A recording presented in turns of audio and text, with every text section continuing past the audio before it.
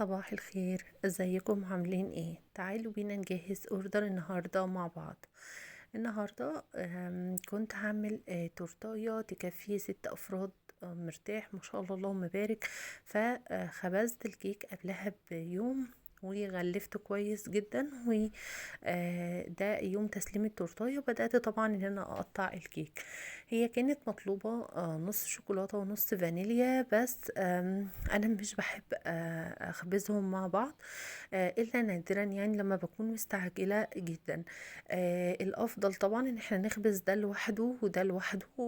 طبعا بتكون النتيجة الى حد ما مرضية جدا جدا، وبيكون الكيك من جوه يعتبر متقسم كويس قوي. المهم، زي ما انتم شايفين ما شاء الله الكيك كان طري جدا جدا، وكان هاشش قوي، وكان لونه فاتح كده وجميل قوي. طبعا هي علشان الكمية قليلة، فهو اخد معايا في الفرن بالظبط حوالي ربع ساعة، وكان استوى وما شاء الله اللهم بارك، كان حلو جدا. ازاي اعرف ان الاسبونج استوى من غير ما اختبره بخلة الاسنان؟ طبعا يعني اهم العوامل اللي بتبين ان الكيك بيفصل من الصينيه اللي هو مخبوز فيها، او الحله اللي هو مخبوز فيها، فبيفصل من الجناب. ففي الوقت ده تعرفي ان الكيك استوى، وما شاء الله اللهم بارك زي الفل معاكي. انا اخدت كده 5 طبقات من الفانيليا و5 طبقات من الشوكولاته، وحطيتهم في الطبق بالشكل ده. وطبعا الباقي حطيته في كيس تلاجة وهشيله على طول. طبعا ما ينفعش ان احنا نهدر من الكيك، ولا هنسيبه مثلا ينشف او يبوظ او يترمي او كده. ممكن طبعا نحتاجه لما نيجي نعمل تورتاية تانية، او لو مش هنعمل تورتاية تانية فممكن نعمل بيهم مثلا كوباط، طواجن، كده. فحاولي تحافظي على بواقي الكيك، بتنفع جدا، خصوصا اذا كانت هشة كده وجميلة، مش قاع الكيك او حروف او كده. هو ما شاء الله اللهم بارك طبقة زي باقي الطبقات اللي انا مستخدماها في التورتايه.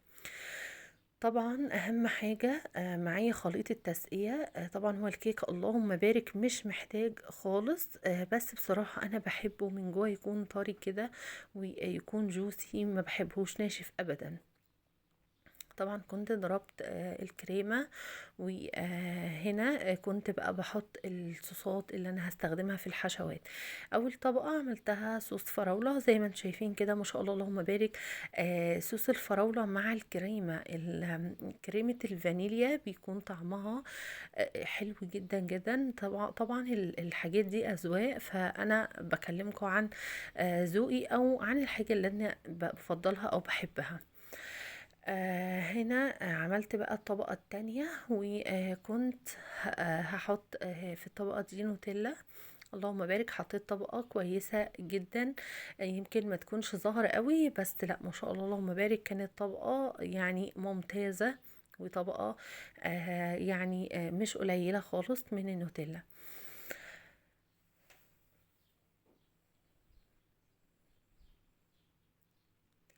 هبدأ بقى دلوقتي ان انا اكمل باقي الطبقات. طبعا كل طبقة بحطها بحط لها خليط تسقية، بس اللي هو ايه، على الماشي كده، مش بغرقها قوي. يعني خدي بالك ان الكيك لو اتسقى زيادة برضو هيسرب وهيريح منك، وهيكون يعني شكله العام مش لطيف خالص من بره. الطبقة دي عملتها كده بشر شوكولاتة، شوكولاتة حليب، طعمها أصلا غني لوحده وطعمها تحفة. فبرضو من الحشوات اللي بتكون جميلة جدا جدا. دي كانت الطبقة الرابعة. هحط بقى الكريمة، وحطيت صوص فراولة، وخلاص على كده كانت ما شاء الله اللهم بارك جميلة جدا، زي ما انتم شايفين كده. هنا بقى كنت دخلتها الفريزر حوالي ساعة، وكنت طلعتها في الوقت ده علشان اكمل باقي تزيينها.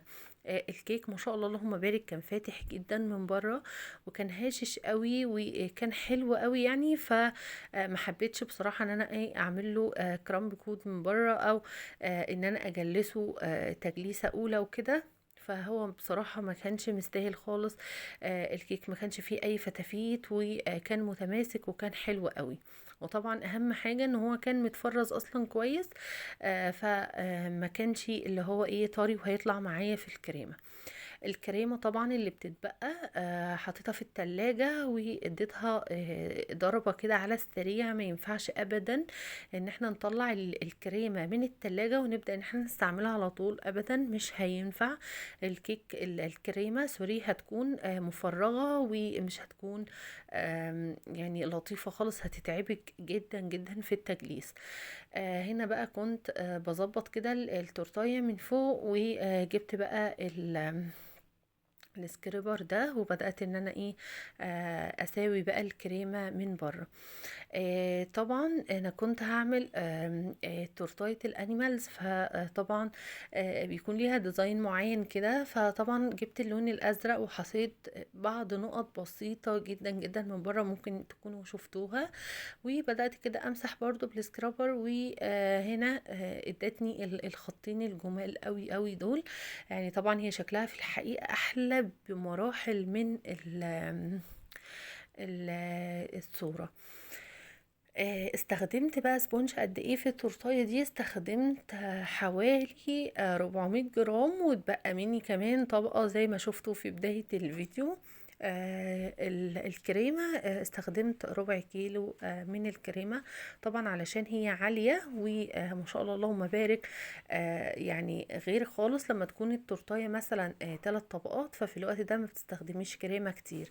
انما انا اخدت الربع كيلو من الكريمة. وطبعا بضرب الكريمة بلبن معلب، سواء المراعي او ايا كان النوع. وطبعا بحط بقى باستري. عايزه اقول لكم ان هو بيدي للكريمه طعم في منتهى الجمال.